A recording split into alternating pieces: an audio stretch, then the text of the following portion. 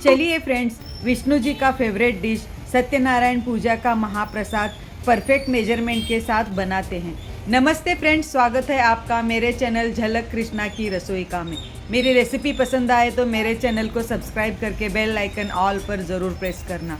तो चलिए बनाते हैं सत्यनारायण जी का महाप्रसाद। इसके लिए मैंने ये रवा लिया है, ये बॉम्बे रवा है और इसका मेन इंग्रेडिएंट है ये तुलसी के पत्ते और बनाना, एक केला।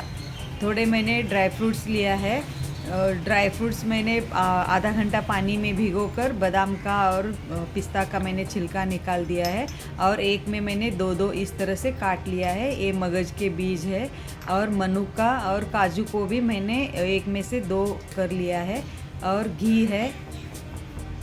पानी और दूध हम इक्वल क्वांटिटी में ले लेंगे परफेक्ट मेजरमेंट के साथ, मैं आगे जाकर बताने वाली हूँ। और हरी इलायची को मैंने क्लीन कर लिया है और चीनी। इसमें से ड्राई फ्रूट्स ऑप्शनल है, आप चाहे तो स्किप कर सकते हैं और बाकी की चीज़ें कंपलसरी लगती हैं। तो चलिए मेजरमेंट कैसे करते हैं देखते हैं।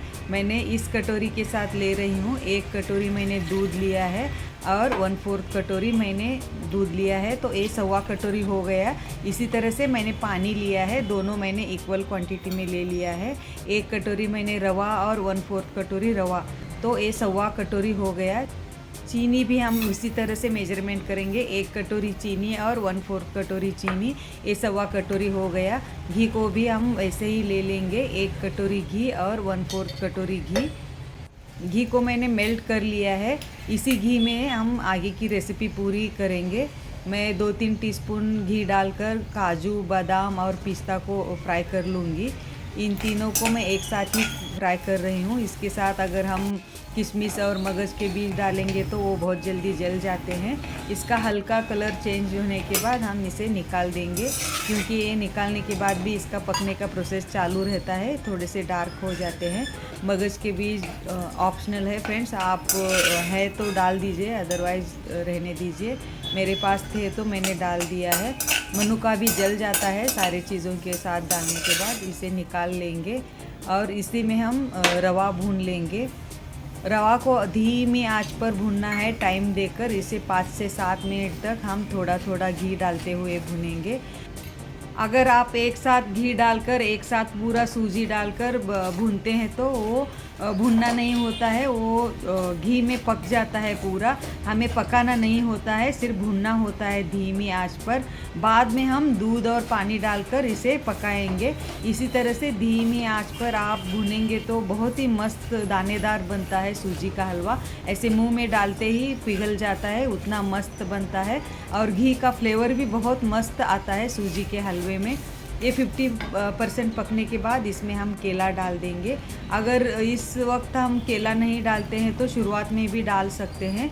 अगर हम सूजी के हलवा में केला नहीं डालते हैं तो बाद में पुरोहित और जो भी पूजा कराने के लिए आते हैं वो सूजी के हलवे के ऊपर केला कट करके रख देते हैं, जो केला बाद में खाया नहीं जाता, पूरा ब्लैक हो जाता है। अगर इस तरह से आप अंदर डालते हैं तो परफेक्ट पूजा का प्रसाद भी बन जाता है और केला डालने से सूजी के हलवे का टेस्ट भी दुगना हो जाता है और केला अपने आप मेल्ट हो जाता है। इस तरह से थोड़ा सा मैश करते हुए आप भून लीजिए। अगर आप मैश नहीं भी करेंगे तो भी पता नहीं चलता है, अपने आप ही वो मेल्ट हो जाता है। कहते हैं कि मान्यता के अनुसार सत्यनारायण जी का कथा घर में कराने से घर में सुख, शांति, समृद्धि बनी रहती है और कहते हैं कि सत्यनारायण जी का व्रत करने से विष्णु जी प्रसन्न हो जाते हैं। ये देखिए, इस तरह से धीमी आंच पर जब भूनते हैं ना, इसका थोड़ा सा हल्का कलर होने तक भूनेंगे। देखिए इस तरह से पूरा भूनने के बाद ये इस तरह से वाइट हो जाता है, तो आप समझ लीजिए कि ये पूरा भून गया है। मैंने सारा घी डाल दिया है और सिर्फ मैंने 2-3 टीस्पून बाद में डालने के लिए रख दिया है, आखिर में उसे डालेंगे। चलिए ये भून गया है। चलिए इसमें एक एक करके बाकी की चीज़ें ऐड करते जाएंगे। मेरी रेसिपी पसंद आए तो आप नीचे एक लाइक की बटन रहती है फ्रेंड्स, लाइक ज़रूर करना। मेरी रेसिपी पसंद आ रही हो तो फैमिली और फ्रेंड्स में शेयर ज़रूर करना। तो चलिए बाकी की चीज़ें ऐड करते हैं। मैंने ड्राई फ्रूट्स डाल दिया है, ड्राई फ्रूट्स को अच्छी तरह से मिक्स कर लेंगे। ड्राई फ्रूट्स मिक्स करने के बाद इसमें हम चीनी डालेंगे। चीनी आप पानी और दूध में भी डाल सकते हैं, इस तरह से भी डाल सकते हैं। मैंने इस बार इस तरह से डाला है। दोनों तरीके से चलता है। आपको अगर केसर का फ्लेवर चाहिए तो आप थोड़ा सा दूध में भिगोकर आप डाल सकते हैं। आप चाहे तो केवड़ा या रोज़ इसेंस भी इसमें फ्लेवर के लिए डाल सकते हैं। रोज़ इसेंस भी इसमें बहुत अच्छा सेट हो जाता है।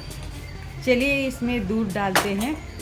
दूध आप पहले थोड़ा सा ही डाल दीजिए, क्योंकि दोनों चीज़ें गर्म रहती हैं तो ये उड़ सकता है। आप धीरे धीरे इस तरह से डाल दीजिए, कोई प्रॉब्लम नहीं है।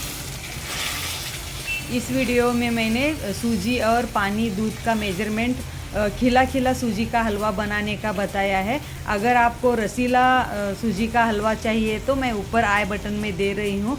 मेरा दूध में भिगोकर सूजी का हलवा रेसिपी है, आप ज़रूर चेक कीजिए। उसमें मैंने परफेक्ट रसीला सूजी का हलवे का बताया है। अगर आपको रसीला सूजी का हलवा चाहिए तो आप 0 साइज़ का सूजी यूज़ कीजिए और पानी या दूध आप 3 गुना डाल दीजिए।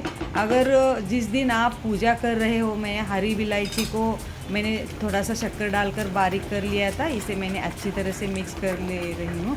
अगर आप जिस दिन पूजा डाल रहे हो सत्यनारायण जी का, तो उस दिन कोई व्रत या कोई एकादशी हो तो आप पूरा प्रसाद पूरे दूध में ही बनाना, उस दिन पानी नहीं चलता है।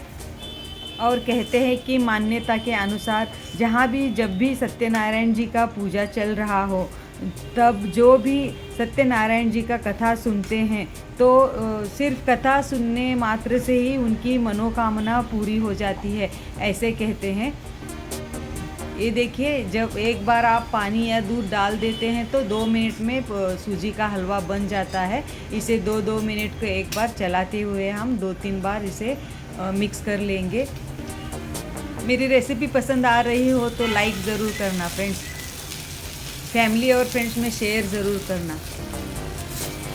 देखिए इस तरह से आप 2-2 मिनट को एक बार चलाते हुए सूजी का हलवा बनाइए।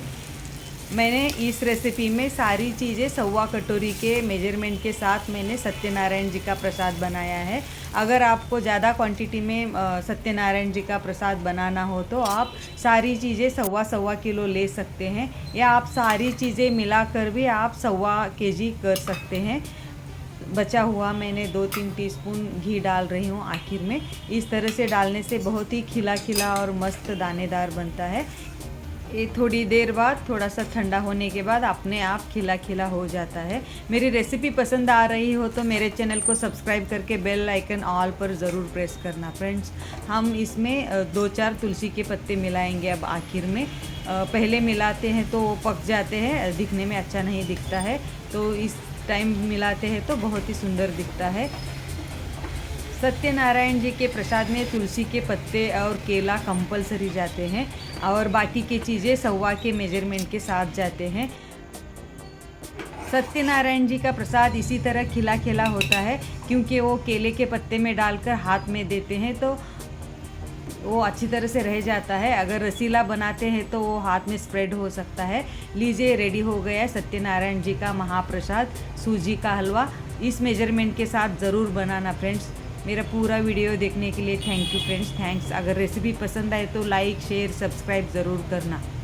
मेरा पूरा वीडियो देखने के लिए thank you friends, thanks, thank you.